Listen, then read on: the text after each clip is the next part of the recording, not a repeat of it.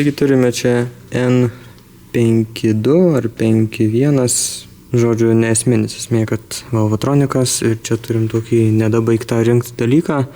Tai iš karto pamačiau kelis niuansus, dėl ko blogai, jau būtų viskas čia blogai buvę. Čia, tu prasme, nedarinkta iki galo, bet tai spiruoklės, su spiruoklėm parodysiu, kaip įstatyti jas namų sąlygom be specialaus įrangio, kuris kainuoja 1 milijoną. Ir kitas dalykas, matau, kad šitos plokštelės, čia su 2 marštukais, kur laikosi, irgi yra specialus įrankis, kuris prilaudina, taip sakant, jas užspaudžia čia ir tada priveržia varžčiukus. Tai reiškia, kad prieš užveržiant juos turi šitą sustumti iki pat galo, bent jau su replėm kažkokiom, kažkaip tai, žodžiu, irgi reiškia prilaudint, kad jis būtų prisiglaudęs. Ir čia matosi, tai šitas kraštas prisiglaudęs, o anas kabo ore. Tiesiog tarpelis. Ir kai nėra prisiglaudę, čia valvatronikas, viskas čia labai jautru ir, žodžiu, blogai. Reiks visus atsileisti, nuimti turbūt ir spiruoklę šitą, nors gal ir nebūtinai čia ją nuimti iš tikrųjų. Manau, kad tiesiog tos atleisim, prilaudinsim ir priveršim, žodžiu, visus. Ir tada eisim prie spiruoklių. Tai čia, taip sakant, atvejais eilinis, kur kažkas bandė įrodyti, kad kažką supranta, bet iki galo neišsiaiškinau. Tai gerai, kad čia nebuvo dar rinkta iki galo.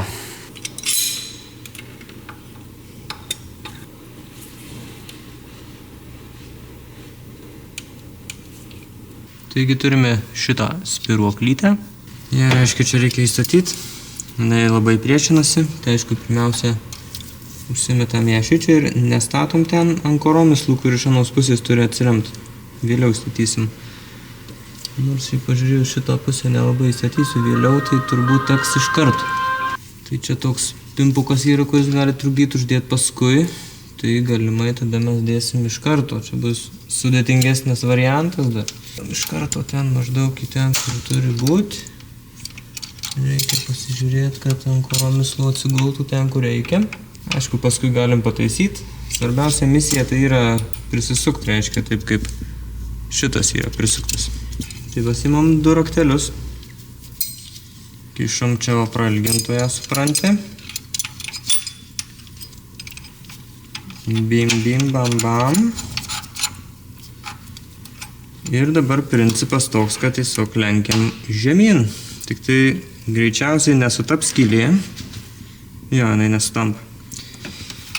Tai, kad jinai sutaptų, nes jinai dabar ten pasislinkus. Nes mes tiesiog lenkiam ir traukiam viską atgal. Tai čia galim užsimest kažkokią plokštelę, kuri atitrauktų. Ar 2 plokštelės tiesiog, kad čia pakišt. Kaip čia matot, yra tarpelis.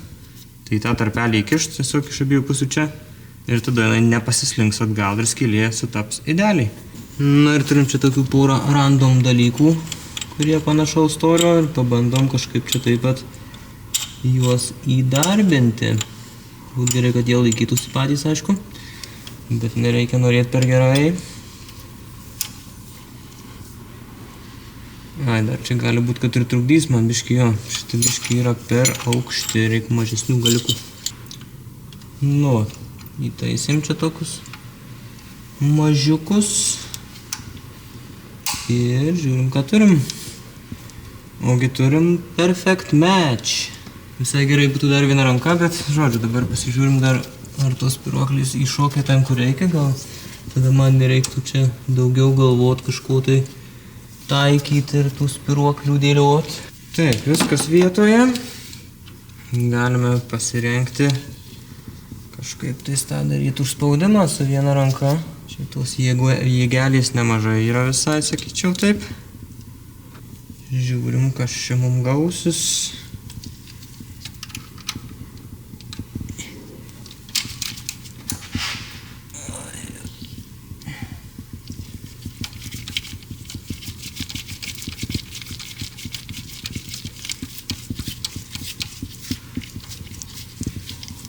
Čia labai iš tikrųjų lengva paskersuot sriegį. Tai reikia labai žiūrėti, kad nepadarytumėm paskersavimų.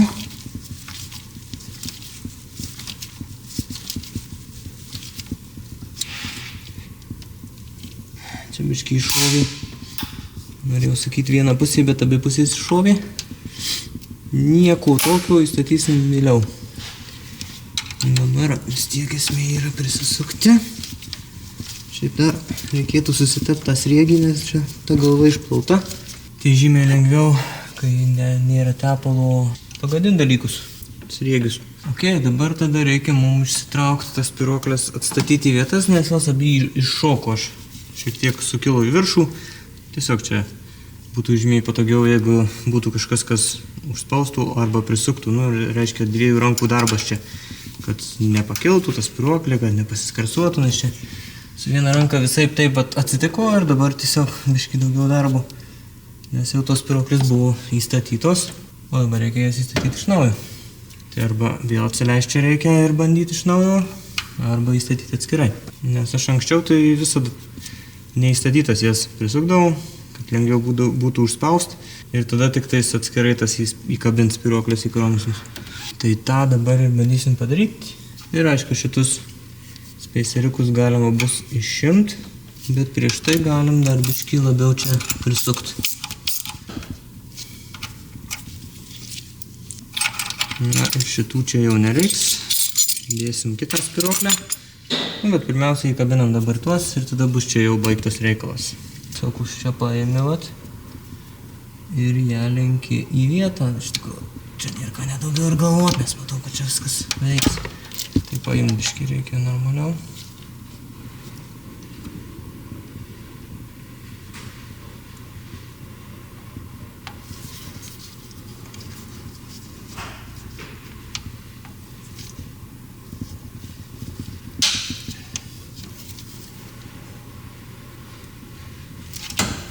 Nu, tai kabinta.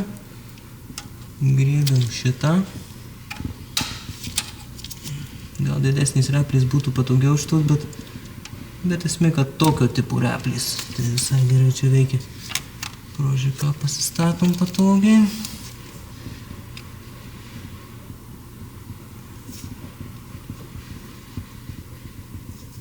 Nu.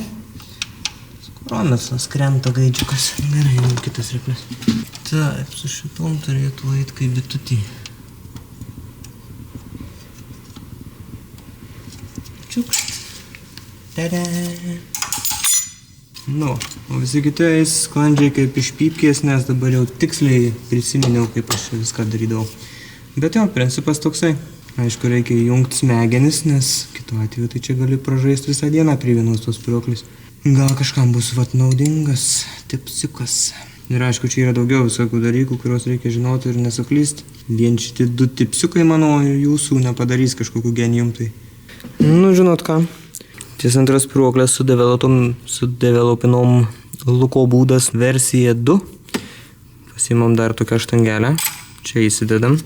Ir su viena ranka, čia dar biškį galim pridėti pirštus. Ir labai puikiai spaudžiasi viskas ir darosi.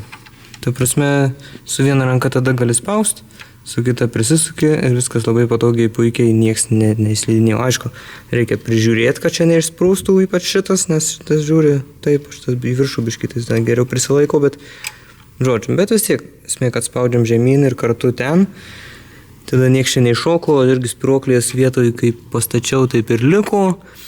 Ir čia prisisukom, atsilenkę tiek, kiek reikia, iškart prisigavom be jokių straglinimų, supranti. O čia užsidėjom 2 plokštelę, nes šitoj vietoj yra žemiau dar. Tai tiesiog 2 tokias plokštelės, kaip matom, taip įsirėmiau. Čia viena, viskas ledas.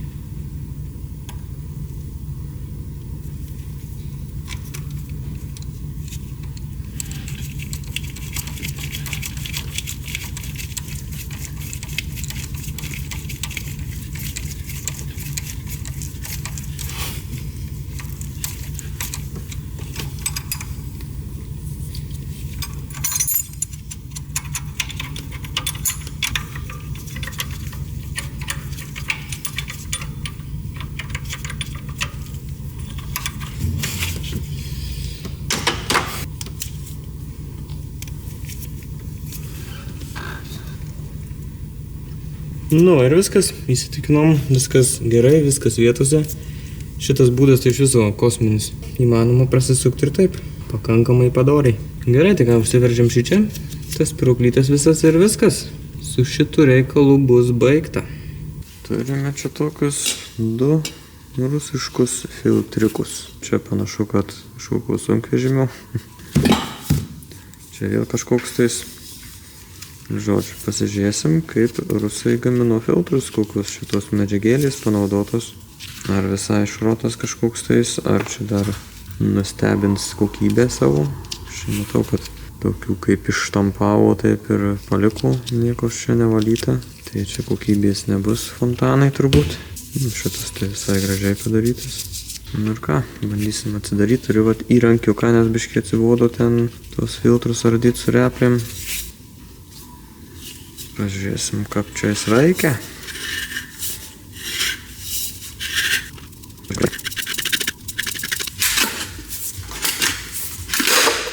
Tu matai, nesitikėjau, kad čia ne taip gerai suveiks.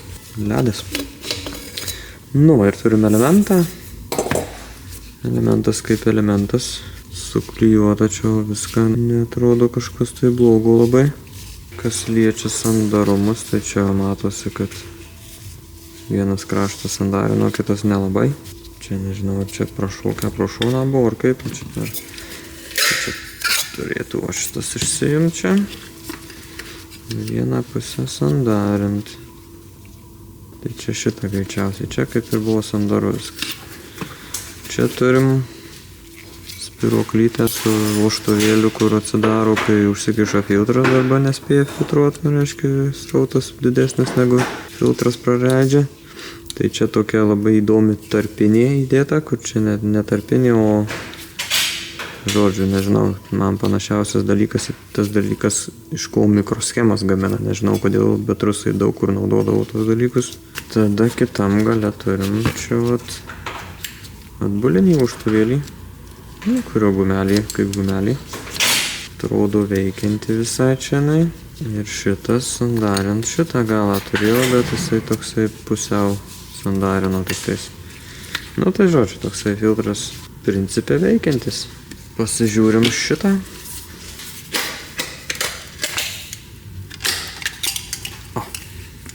Na ir ką mes čia turime, vožtuvėlis. Čia tas toksai kitokio tipo. Konstrukcija pasirodo nesikeitė milijoną metų čia žiūriu filtrų, nes tokie taip pat kaip ir naujų. Tai čia šitas yra su kitokia, tiesiog kur stovio plyvelė guminė ir čia paskui stovi spyruoklinis toks gaidžiukas, kuris prispaudžia tą plyvelę, kad negrįžtų tepalas į karterį. Tai šitas, sakyčiau, visai, geresnis galbūt tipas, nes gumeliai gali sukietėti, bet vis tiek spyruoklė visada veiks, nebent čia pradės strigt šitas, kas panašu, kad jis gali strigt, nes dabar viskas čia stringa. Bet jo, ką čia toliau galim pamatyti dar. Čia panašu, kad tiesiog plastikas, ne plastikas, čia kažkoks žodžiu, materialas. Tai čia kaip ir plius minus sandarinalė. Gumų kažkokių čia nėra, bet galbūt ir užtenka kaip yra. Čia matau, kad deformavęsi tiesiog yra šitas nuo to spaudimo. Yra sutvirtinimas viduj, kad nesuspaustų, bet vis tiek kažkodėl deformavosi. Tas spyruoklė, ką žinau, kaip spyruoklė. Bet kol kas dar šitas dalykas veiktų. Spyruoklytė. Šito vožtuvo viskas čia kaip ir neblogai. Ir čia jau matau, kad ne tas panaudotas dalykas. Mikroschemų kažkoks tais. Bet čia plastikas tiesiog. Viskas. Nieko stebuklingo, tai taip sakant, kaip pigus filtras galima būtų sulyginti. Nes, čia tai būtų viskas gerai, jeigu būtų gerai, bet čia kai taip pastringa, tai čia...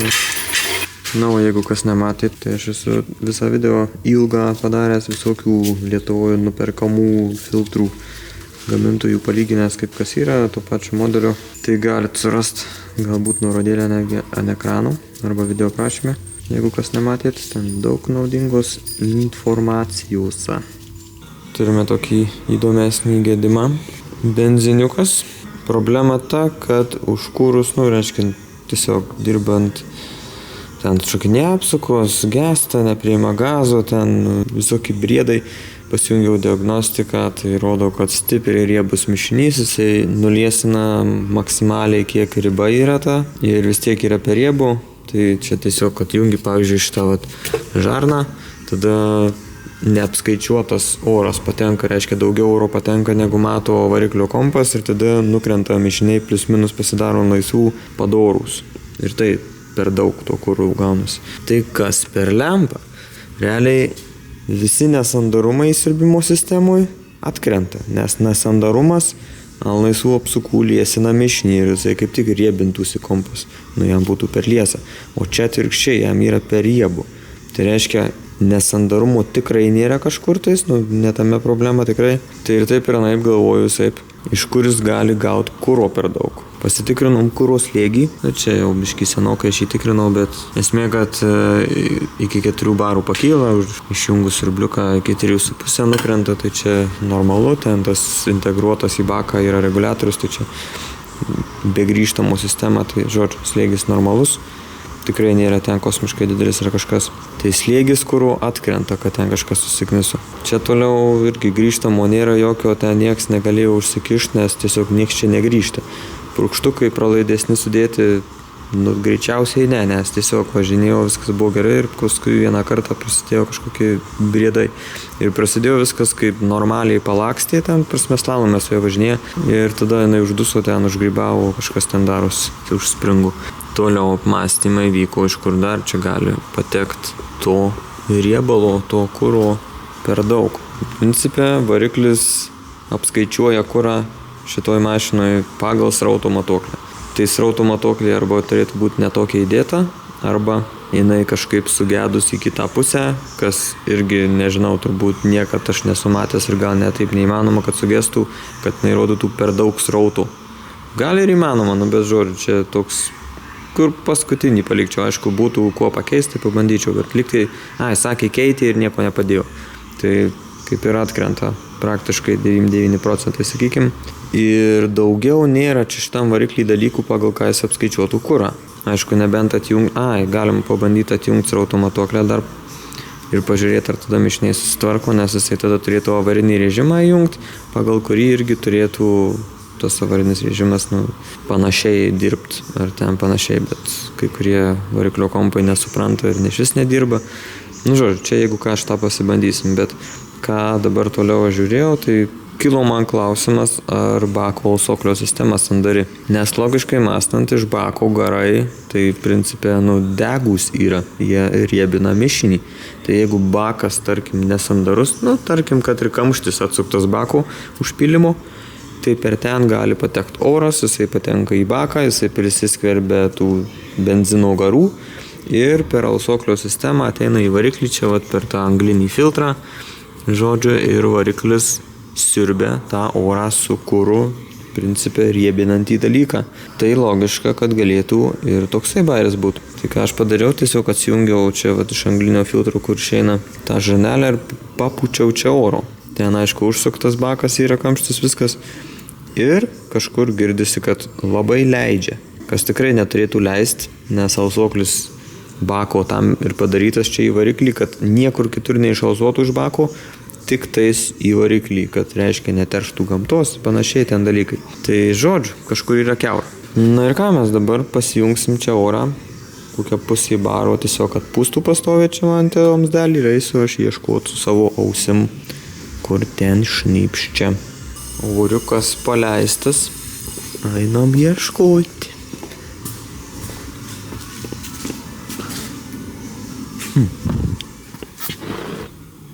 Nieko negirdžiu.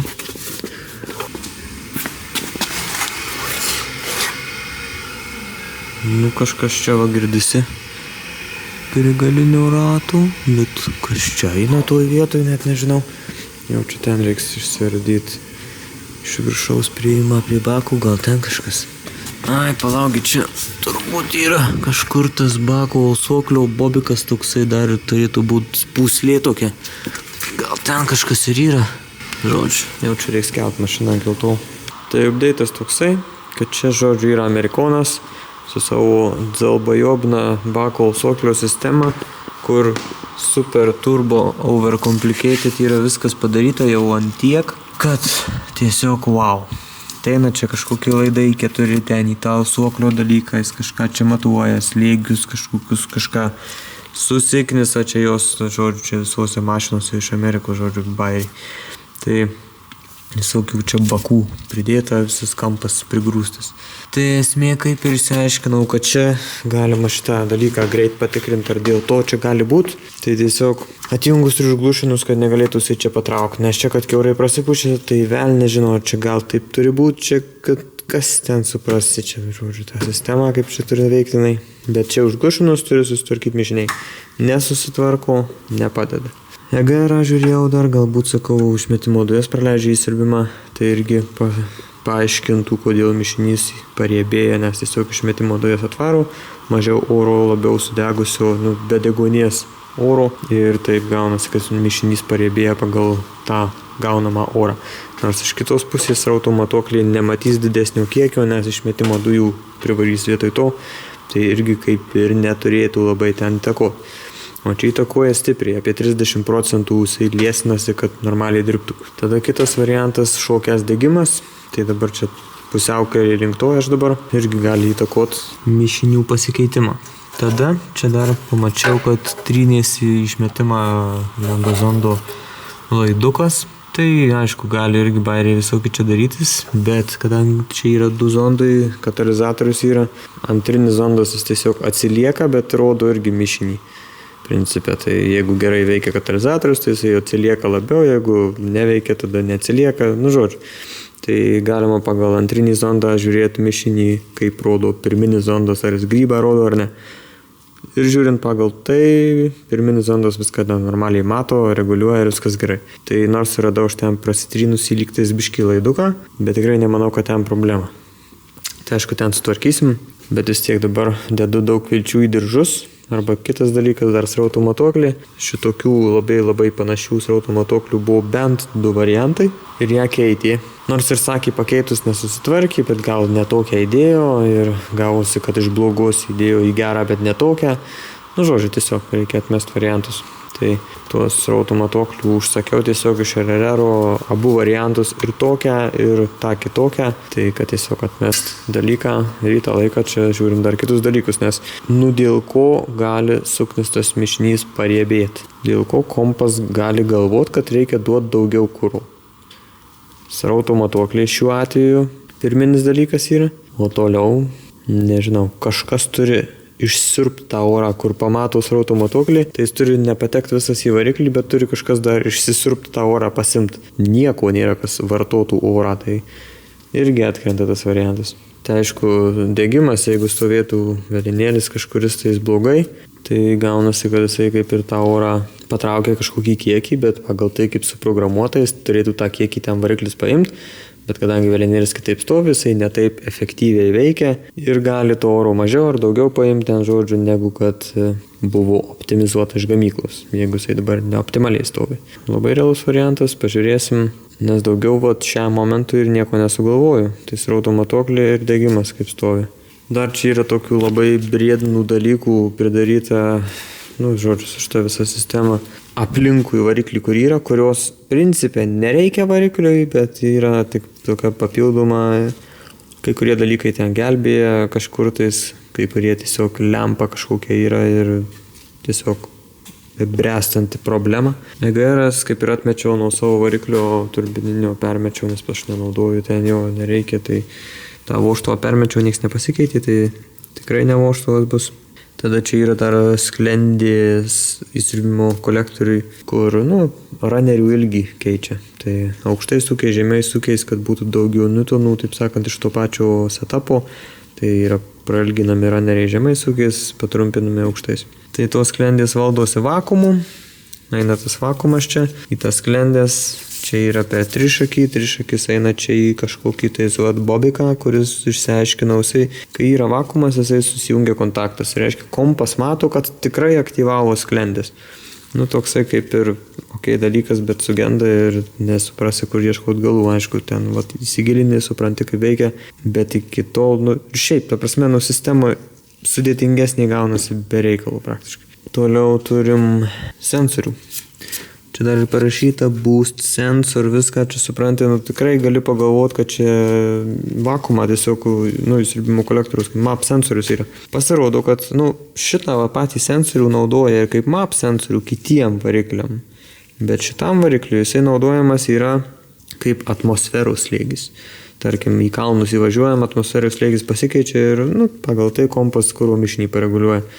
Tai viskas būtų ok, supranti, jeigu jisai, aišku, čia klaidinantis tiesiog užrašas, nes jisai universalus, bet jisai dar yra pajungtas čia į šitą solenoidą, kur jau nelogiška, ir tada iš to solenoido vakuumas į siurbimo kolektorių.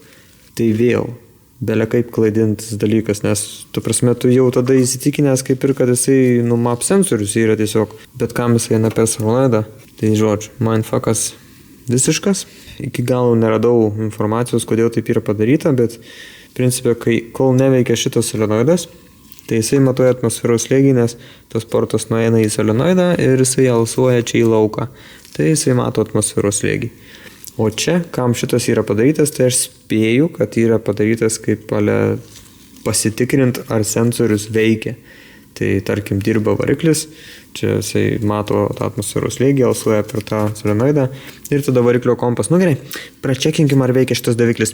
Tai jis suaktyvuoja solenoidą, tada gauna pilną vakuumą šitas daviklis, pamato, kad tas vakuumas ten, reiškia, jau atmosferos slėgį rodo ten belia kaip žemą.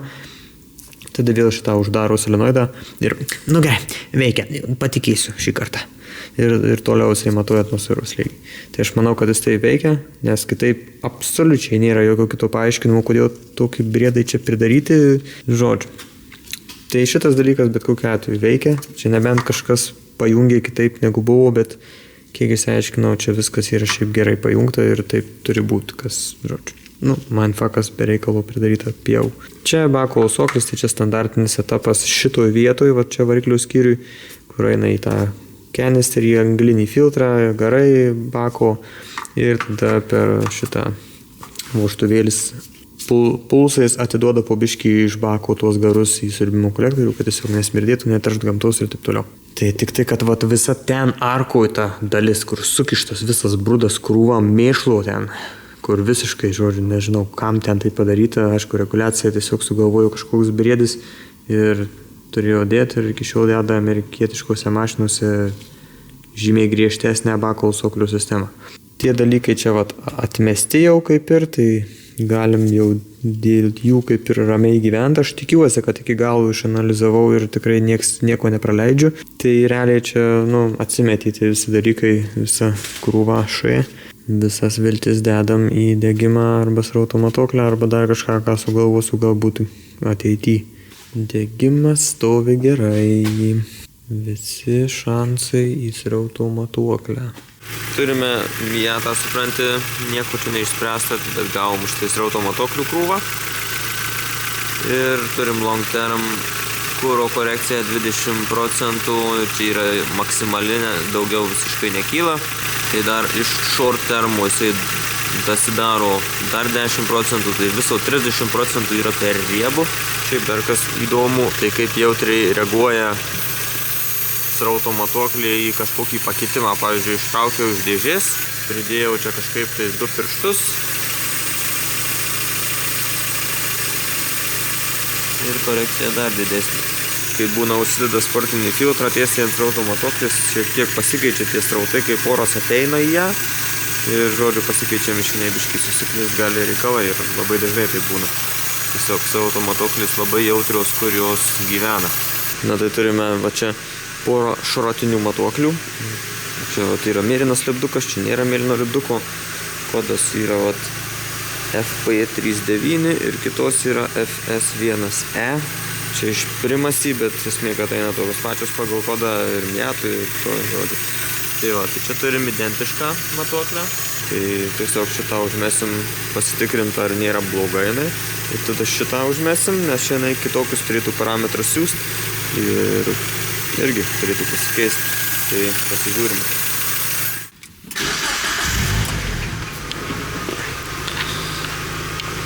šrotinė nestaliuota. Žiūrim, ką mes čia turim. Kažkur dingo mūsų long termas. Nu gerai, duodam biškį pašilt, bet kol kas atrodo, kad tiesiog fixed. Čia ta pati mėlyna.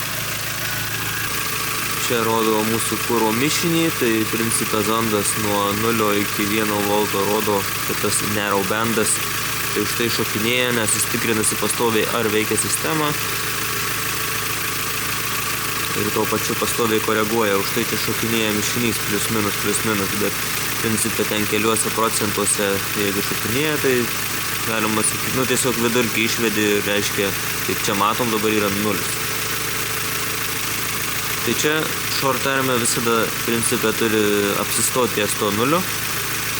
Ir kas būna, kad neapsistoja ties 0, tai peršoka į long termą. Long termas yra, kur jau užfiksuota, reiškia, kad praeitą kartą buvo taip, tai mes užfiksuojam taip, kad nereiktų labai daug koreguotis realiu laiku.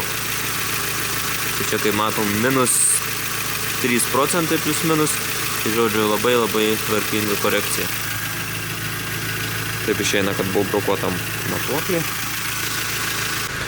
Nu tai pabandom dar šitą įdėti, kuri teoriškai turėtų kitokia būti. Dirba. Gali būt, gal net ir tas pats. Čia iš tikrųjų tik tai, kad ten kokia revizija, kažkas pasikeitė.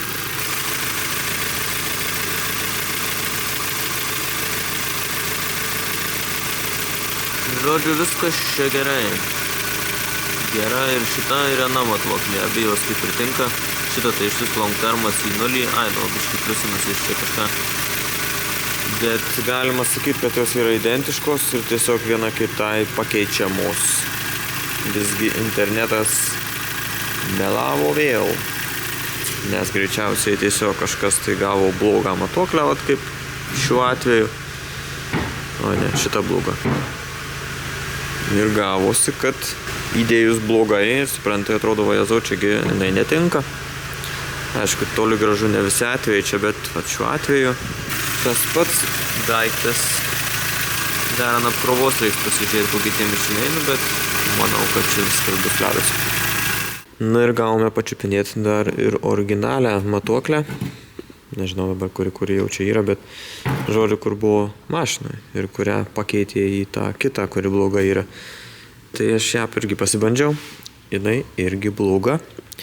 Kas galėjo pamanyti? Žodžiu, sutapimas, tiesiog dvi blogos rautų matuoklis ir tada gedimų paieškos tęsiasi. Tai jo, pritaisysim šitą matuoklę ir viskas bus suremontuota, na, galima bus pagražinti. Nors reikia pažiūrėti, kuri pigesnė yra RRR, tai tą gražinti, kuri brangesnė, žodžiu.